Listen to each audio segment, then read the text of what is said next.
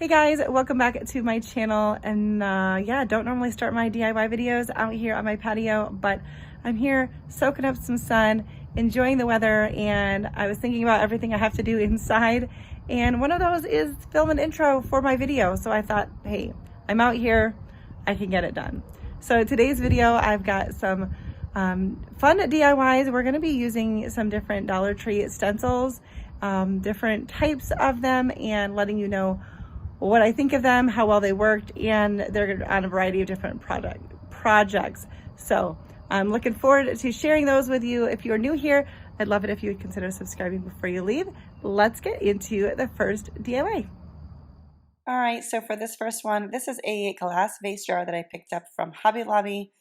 It was probably 49 cents, I think. Picked it up on clearance, and I'm just cleaning it with some rubbing alcohol. But you can use any jar you've already got, something from the Dollar Tree, something that you've thrifted, whatever. And now I'm just going to give this a couple coats of a Waverly chalk paint in the color white. It did take a couple of coats to just get a really nice coverage. Just make sure you let it fully dry in between so that you don't pull the paint back off the glass. But this does hold really well. And yeah, I did a couple of coats. I think I ended up doing 3 coats altogether just to make sure that it was a really nice coverage. If you're new here, please consider subscribing to my channel before you leave. I like sharing budget-friendly, easy DIYs here on this channel. So for this first stencil, we're going to use a self-adhesive stencil from the Dollar Tree. I will say it is very sticky, which is good. It didn't pull the paint up or anything. This one is a really fine detail of it, and so I had to be really careful. It was kind of delicate. It didn't go all the way around, but I actually really liked how it looked. I felt like it still looked nice in the back.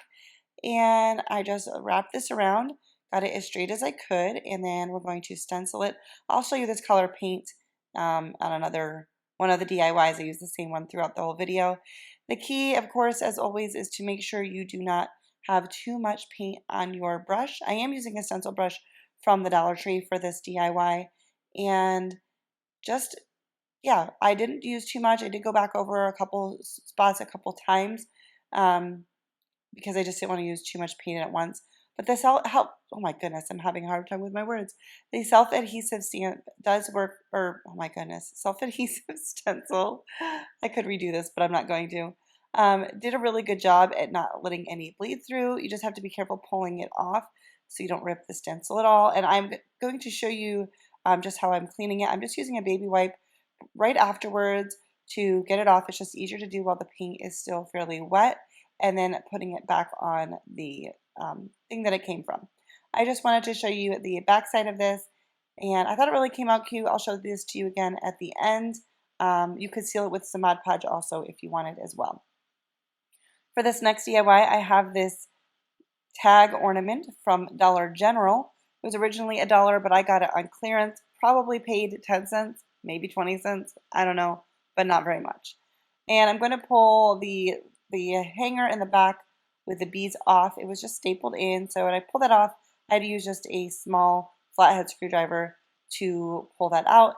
And then I'm just sanding down the little holes. We're going to use the back side here. So I think I don't think I ended up showing it to you. I started by painting it with a Waverly chalk paint in white, and then I went in with some spackling because you could still kind of see the holes, and then I painted it again. So just to put that in there for you, we will cover the front, which is now going to be the back, with some scrapbook paper at the end. But right now we're just going to paint this whole thing with Waverly chalk paint in white. I'm going to paint the edges as well as this back, which is now our front, and that did take a couple of coats. Now we're going to use these self-adhesive stamps. Oh my goodness, stencils. Keep doing that. From Dollar Tree. Sorry, this got a little blurry. I think my head kept getting in the way, so it was getting it out of focus. These are from the Jot line. So this is from the stationary office area of Dollar Tree, not like the Crafter Square. And we're just going to use these individual letters. I like the font on this a lot and the natural spacing that happens because of I just had them end to end. I really liked how it looked, but you could, of course, let it dry and overlap the stencils a little bit to make the letters closer. I hope I'm making sense. This one was a little harder to not get any paint outside of the stencil, but I did not actually get any bleed through. but you can see a little bit around the outside of the squares. These are very fragile. Once again, the uppercase B on the right here, you can see there's a blank there because I ripped that one and could not use it. So these are very fragile, but they worked really well. I have to grab the D here just for a placement so that I can clean the E and the S and put them down again because I do need them. Again, I'm just going to write blessed on here. So my general thought of this stamp, or this stencil, I don't know why I keep saying stamp, this stencil along with the last one, the self-adhesive ones work really good as far as not having any bleed through. They are very fragile. If you're doing a lot of projects or large projects, like, or you're doing numerous things to like sell or something, you may want a higher quality stencil. Here I am just going in with some white paint to clean up the edges there. My stencil brush was just a little bit bigger than the stencil itself. But I think for like small DIY projects, these stencils are really pretty good. Just be careful, like I said, they're fragile. I don't expect to be able to use them a ton of times before I'm likely to have ripped them. But I do feel like I'll be able to use them multiple times. And I got them both when they were only $1, but even for $1.25, I still feel like it's pretty good value. I'm going in with a little bit more of that pink salmon color on my brush, and I'm not really distressing it because distressed wouldn't be in this color, but I'm highlighting the edges, and I'm also dragging it across the top a little bit just to bring in a little bit more dimension and not have like the flat white. I just thought that was a nice touch. I'm going to go in on the back with just a glue stick and some scrapbook paper. I'm using a pretty thick cardstock from Hobby Lobby. I have a ton of this from a pack that I purchased. I am making sure it's kind of straight because I want the planks to be straight. But this is a really thick one. It does not like wrinkle very easily at all. I'm going to let that set for a minute before I trim it. So while that is just setting, the glue is drying just a little bit, I pulled off the beads that were on it, and I didn't really feel like painting any beads. So I just went through what I had, and I had a few white beads and some natural beads, and we're going to string this up to make a little tag. So I'm using just some white jute, I think is what it was, or white, I don't know. It's from the Dollar Tree. And I'm just going to put some tape on the end so that it's easy to thread the beads. I just created a very simple pattern, 2 natural, 1 white, and I did that a couple of times, and that's kind of all there is for that. Now you can make a tassel on this. I'm kind of making it similar to how it was. So the one end I'm going to hang, make a little loop. You could hang this if you wanted, or you could just lay it on a tiered tray. Like I said, if you want, you can put a tassel on the other end of this, however you want to do that. But I'm just going to tie a knot, create a little loop here. Once again, this got out of focus, I think, because of my head. We're back to the tag. We're going to just trim off the paper. I'm just using a sharp cutting tool and a little cutting mat. This little cutting mat is very handy. It is from the Dollar Tree. Just to trim off the rest of this, and then I will go in with my nail file or sandpaper you can use, just sanding away from the paper so that you don't pull it back up to clean up the edges. So to attach this, this was stapled on the original. You could do that as well. You could also drill a hole if you want. I'm just tying a knot a few times here at the end. The string I was using was pretty thin compared to the hole on the beads, so I had to put, I don't know, 3 or 4 knots overlapping to just make it big enough to hold it in place. And then I'm just going to attach this on the back with a piece of tape. But for a more finished look, you could staple it or, like I said, drill a hole in it. But I tend to take apart my DIYs and redo them because I do a lot of DIYs for my channel. So I just thought this was simple. And you can't tell that it's taped anyway. We'll once again show this to you at the end. For our last DIY, this is also, I think, from Dollar General. It was $1, but I'm sure I got it on clearance. And we're going to just cut off the string. And this was actually stapled on. Dollar General's dollar items are put together much better than the Dollar Tree items as far as things being even, well secured. So anyways, I just used my little wire cutters, I think is what they are, to pull that off. And then I'm using my hair dryer to kind of soften up the glue. My hair dryer's heating element went on it, so I think I'm gonna actually have to buy an actual heat gun. But I managed to save the snowflake but not the Noel.